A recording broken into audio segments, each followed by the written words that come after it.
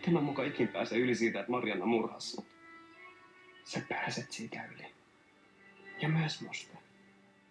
Ja sen jälkeen sä voit mennä eteenpäin. Mitä jos mä jaksa? Sun on vaan pakko.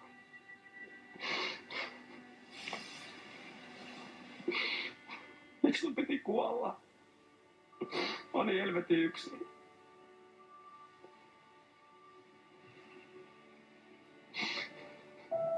Et sä oo. Ikinä.